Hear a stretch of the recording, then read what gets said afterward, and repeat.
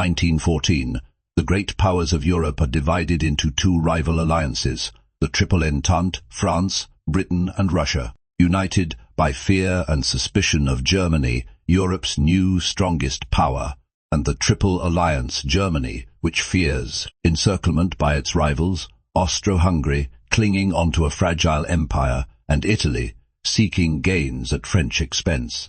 The spark comes on the 28th of June in the city of Sarajevo. Archduke Franz Ferdinand, heir to the Austro-Hungarian throne, is assassinated by a 19-year-old Slav nationalist named Gavrilo Princip. Austro-Hungary accuses its Balkan rival Serbia of having aided the assassin and sends an ultimatum demanding humiliating concessions. Serbia rejects the ultimatum and Austro-Hungary declares war. Within hours, Austrian forces are shelling Belgrade. The Russian Tsar, Nicholas II, feels honor-bound to defend Serbia, a fellow Slav nation, and orders the Russian army to mobilize. German Emperor Wilhelm II has promised his promised support to Austro-Hungary. He and his generals see conflict with Russia as inevitable siege, and the sooner the better, as Russian strength grows year on year. Russian mobilization is used to justify German mobilization, followed by a declaration of war on Russia. Germany knows war with Russia means war with Russia's ally, France.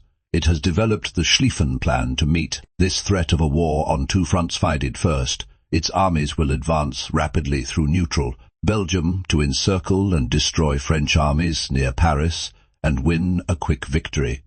Then its forces can move east to deal with East Russia, whose huge army will take much longer to mobilize, and so Germany declares war on France. 6 million men are now marching to war across Europe. Italy, however, remains neutral. The terms of the Triple Alliance don't bind it to join an offensive war. The United States also declares its neutrality. President Wilson and the American public no desire to get entangled in Europe's war. Britain is France's ally, but at first it is not clear if it will join the war against Germany. But when German troops invade Belgium, whose neutrality Britain has guaranteed, an ultimatum is sent from London to Berlin demanding they withdraw. It is ignored, and Britain declares war. A British expeditionary force lands in France, while the German invasion is held up for crucial days by Belgian resistance. At the fortress Jan city of Defeat, German troops commits several massacres against Belgian civilians. The atrocities are inflated by Allied propaganda and help turn public opinion in neutral countries against Germany. France, unaware of Germany's great encircling attack, launches Plan X-18, an offensive into German territory. But in the Battle of the Frontiers, they are driven back with enormous losses on both sides.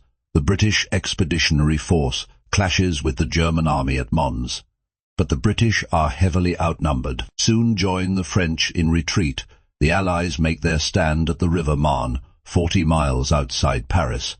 Their desperate counterattack saves the city and drives the Germans back. Both sides suffer 250,000 casualties.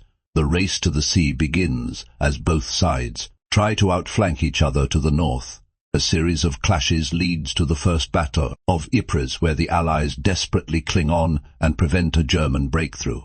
There are more heavy losses on both sides. The two armies then dig in along the entire 350-mile front, seeking shelter from deadly machine gun fire and artillery shells. Trench warfare has begun. British warships win the first naval battle of the war at Heligoland, sinking 3 German cruisers. Britain has the most powerful navy in the world, 29 modern battleships to Germany's 19. They now impose a naval blockade on Germany, preventing contraband goods, including food, from reaching it by sea. The aim is to bring Germany's economy to its knees and force it to surrender. But a week later, the British cruiser HMS Pathfinder becomes the first victim in history of a lethal new weapon.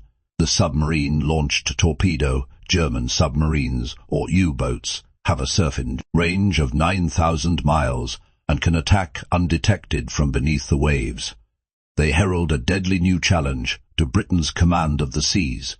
On the Eastern Front, Russian armies invade East Prussia, but they blunder into disaster at the Battle of Tannenberg, where General von Hindenburg and his Chief of Staff Erich Ludendorff mastermind a brilliant German victory, taking 90,000 prisoners and destroying an entire Russian army. The Russians contribute to their own defeat by transmitting uncoded wireless messages. A second massive German victory at Masurian Lakes forces the Russians into retreat. In just 6 weeks, the Russian army suffers nearly 1/3 casualties. Meanwhile, Austro-Hungary's invasion of Serbia suffers a humiliating reverse at the Battle of Sarajevo. Austro-Hungary's offensive against Russia also ends in disaster and retreat, with the loss of more than 300,000 men. The fortress town of Przemysl is cut off and besieged by the Russians. The Germans are forced to come to the rescue, launching a diversionary attack towards Warsaw.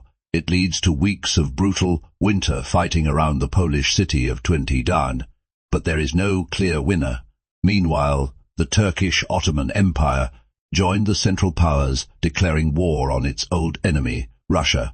Turkish warships bombard the Russian ports of Odessa and Sevastopol, while in the Caucasus, Russian troops cross the Turkish frontier. Beyond Europe, the war rages on the world's oceans and in far-flung European colonies. German troops cross into British East Africa, modern Kenya, and occupy Tavite, while Allied forces seize the German colony of Togoland, modern Togo. That British forces invading German Cameroon are defeated at Garua and Sanekong, while a 3,000-strong force attacking German Southwest Africa, modern Namibia, is captured at Sanfontaine. A month later, British landings at Tangerend, in chaos and defeat at the hands of a much smaller German force, led by Colonel von Lettow-Vorbeck. Cut off from Germany, Lettow-Vorbeck goes on to wage a highly successful guerrilla war against the Allies, tying down huge numbers of troops in Asia. Japan honors its treaty with Britain and declares war on Germany. Japanese forces go on to seize the German naval base at Tsingtao. The German colonies of Samoa and New Guinea surrender to troops from New Zealand and Australia. But in the Pacific, off the coast of Chile, German Admiral von Spee's powerful East Asia squadron sinks 2 British cruisers at the Quetish Battle of Coronel. Both ships are lost with all hands. 5 weeks later, he runs into a British naval task force at the Falkland Islands. 4 of the 5 German cruisers are sunk.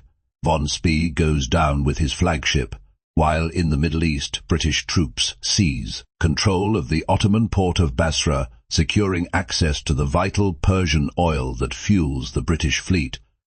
That winter, Austrian troops finally capture Belgrade, but the Serbs then counterattack and drive them back once more. The fighting in Serbia has already cost around 200,000 casualties on each side. In the North Sea, German warships mount hit and run raid against English coastal towns, shelling Hartlepool, Whitby and Scarborough, and killing more than 100 civilians. On the Western Front, the French launch their first major offensive against the German lines, but the First Battle of Champagne leads to small gains at a cost of 90,000 casualties. While in the Caucasus, an Ottoman offensive through the mountains in midwinter ends in disaster at Sarikamish. Turkish casualties total 60,000, many frozen to death. On the Western Front, that first Christmas is marked in some sectors by a short truce and games of football in no man's land, killing zone between the trenches.